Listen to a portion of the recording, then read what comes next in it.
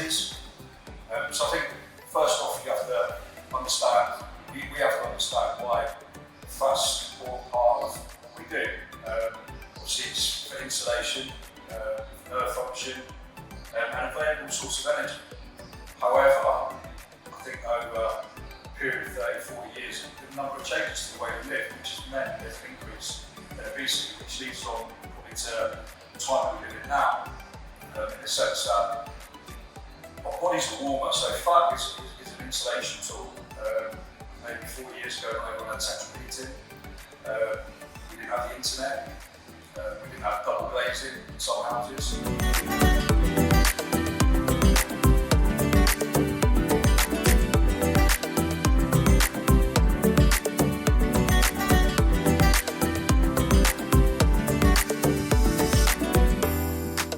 Whereas nowadays supermarkets obviously try and keep food on the shelves for longer. So there's a number of factors.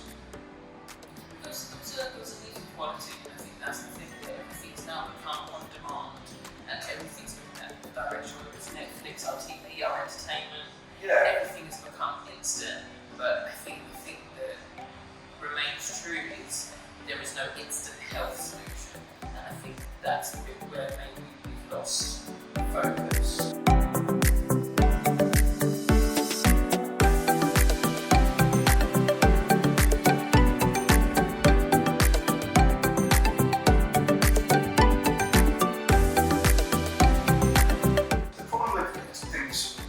So accessible is it leads to massive amounts of inactivity, which led us to obviously the last 4 months in the pandemic, where we've been forced to be less active just by very nature. I don't mean workouts at home or gyms being closed. I mean in general, not going out into the workplace every day, not burning calories just by moving around, which is very valuable reasons for social distancing and where we've had to keep households apart. Maybe it's people are aware of it now, so than ever. But the bottom line is we are less active.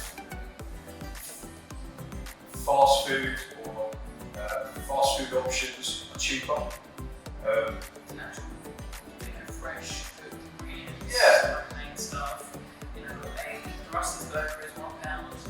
A nice piece of chicken is £5. So there's an element of cost, and obviously with a lot of people worried about the future of jobs, people are going to possibly take the cheaper option.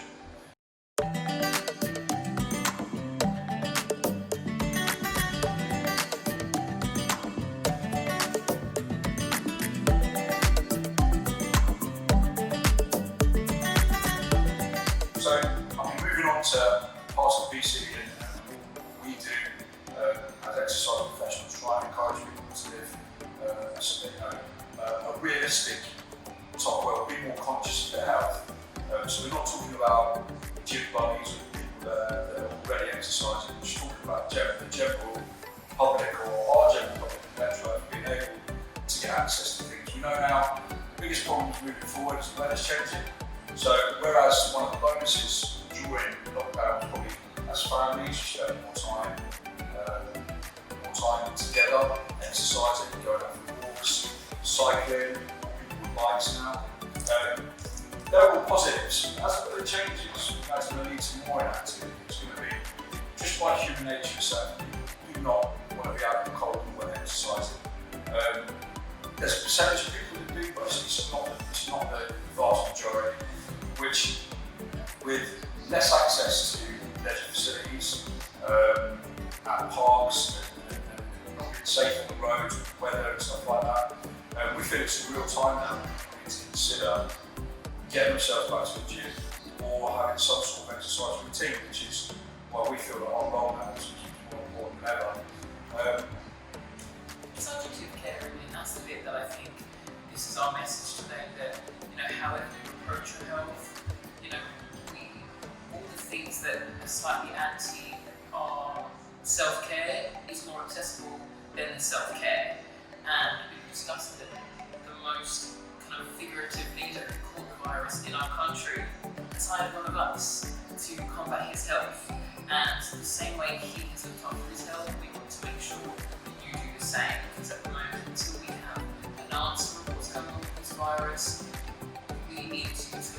yourself. There's some other considerations. Alcohol consumption has gone up massively in the last 4 months, maybe due to stress, maybe due to people having more access, maybe due to the fact that people don't necessarily have to be in a workplace. The Eat Out to Help Out campaign has made it easier for people to access all types of food, but part of that is fast food. Delivery services, food to come to your house, because people couldn't go out. Again, all leads to more inactivity.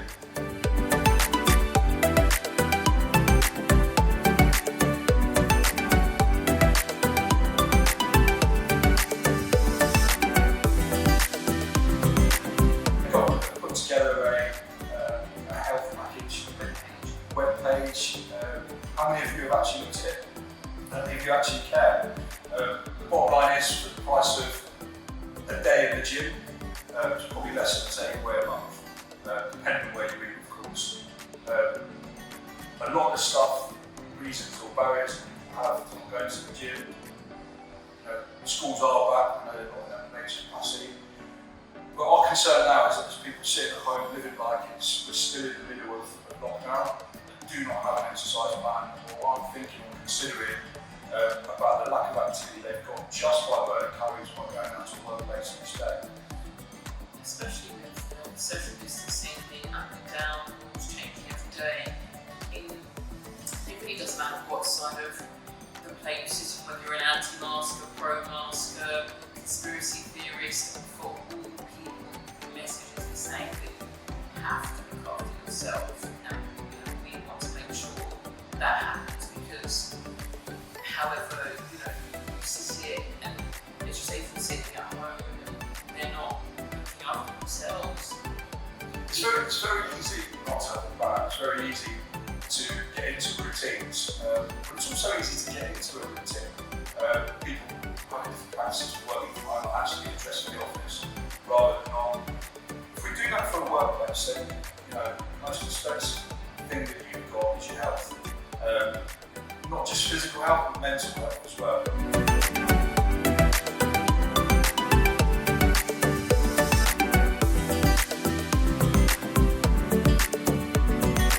So we've been open now 5-6 weeks, and we're delighted with the way it's gone in terms of members. We're far from out of the woods. However, there is a social aspect to coming to the gym as well. We're socially distanced, but it's nice to see other faces, to come out and have conversations with other people. I'm sure many of you parents like we are. Glad children are back at school just for their own social development as well as sitting at home. There's only so many Zoom workouts you can do. There's only so many Zoom conferences you can do. There's only so much home learning you can do. And we're adjusted amazingly as a country, but I think what we're trying to do is, if the Prime Minister's got a personal trainer and he's taking specific advice, then possibly we should be funding gyms or local authorities to get people more active, and maybe making better food choices cheaper rather than not food choices. Everyone deserves, everyone needs everyone needs to eat something. Yeah, we're not saying that everyone needs to be super fit and healthy, but because of the things we said about earlier, the rise of obesity and it's parts of diabetes and heart disease, it's really important that we have to do something back for your body and mental health. We have to. Now, it could be any type of exercise, but we're here and we're happy to help. I'm not here to shame you either, sorry, that's not the idea. We're not going to hit sit and say you haven't, you shouldn't, you didn't. We're saying you can, you should, and we are willing to help. And our frustration is to see that maybe that's not the same message that's spread nationwide at the moment. We are more, there is a vaccine, and there are so many even stress-inducing things happening, that there's a whole immune system related to stress that can take down your immune system generally. We also noticed to see that there are again links to a number of groups. One of the biggest groups that have suffered COVID more are the obese.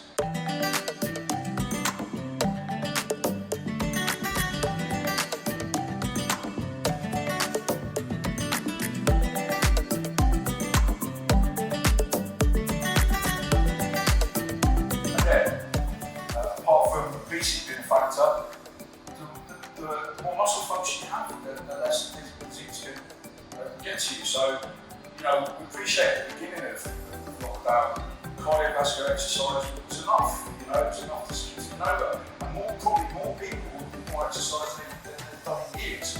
But you need muscular work as well. You need to be doing stuff, whether that's through sport, whether that's through family advocacy, stuff like that. You need to be getting your muscles to function as well as the cardiovascular side.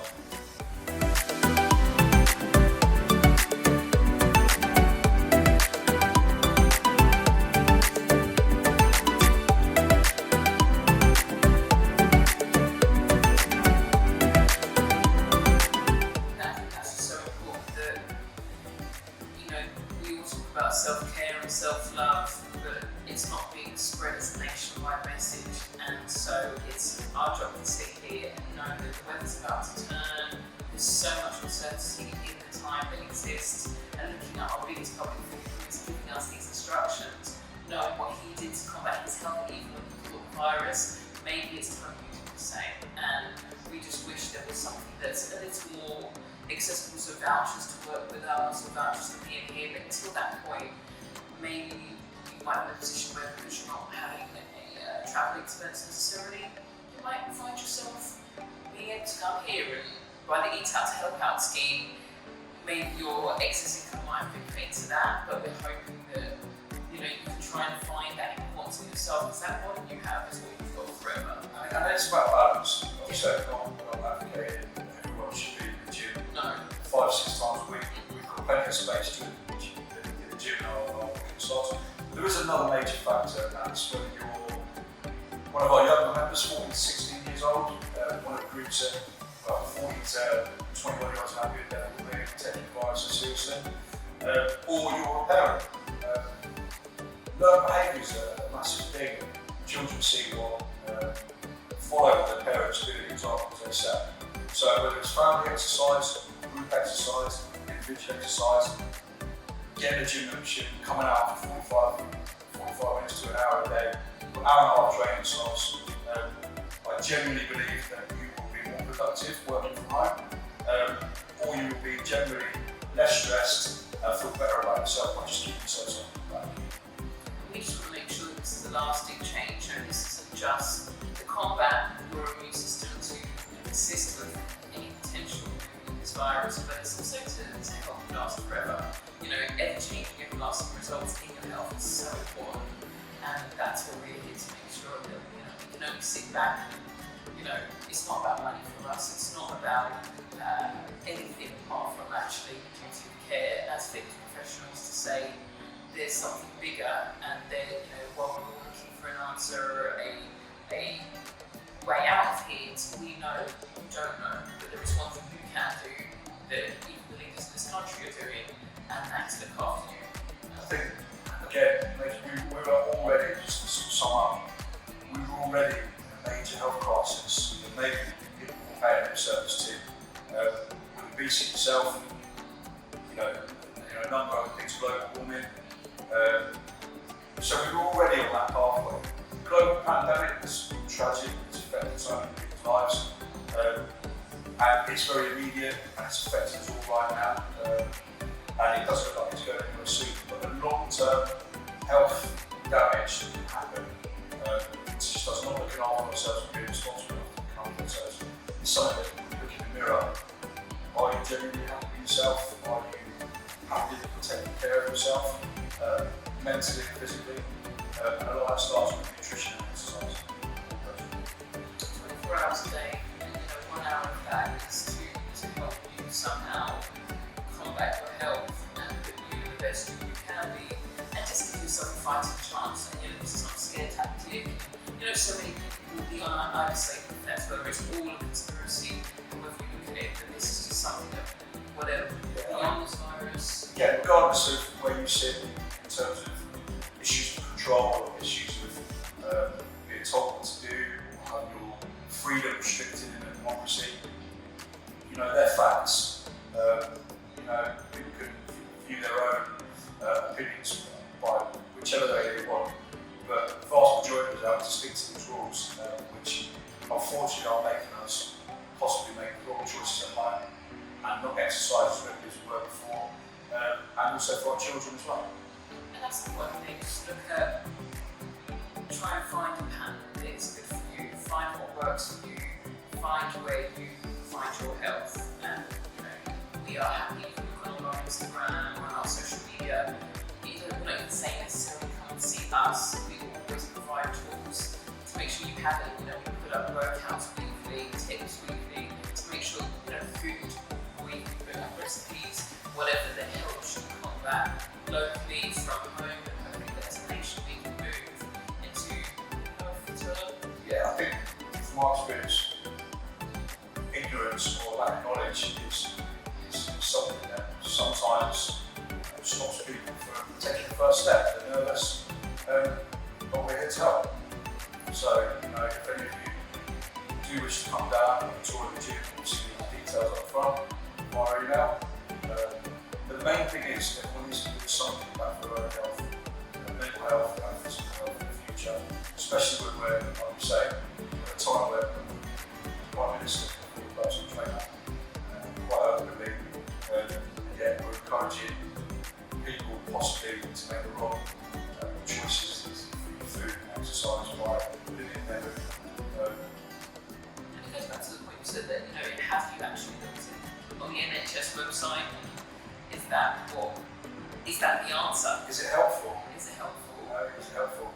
We all made, well, quite rightly so, the initial part of it was to protect the NHS. We want to protect them for the next 100 years. We need to change some of the way we live, or be encouraged to live by the restrictions that are there. And it's quite simple. Get active, use your muscles, take 45 minutes, 5 times a week, 3 times a week out of the day, just to give yourself something back, and live sensibly and realistically. Enjoy some weird and bad food, enjoy food. Enjoy drinking if that's what you choose to do. But when you're choosing to do it more so than and eat badly more so than doing good stuff in the day, that's when issues are going to be reached in the next few years. That's pretty much across the line. So we care, we're here to care, and we want to see people be better, healthier. Don't hesitate to contact us. That's the most important thing. Get back to the gym.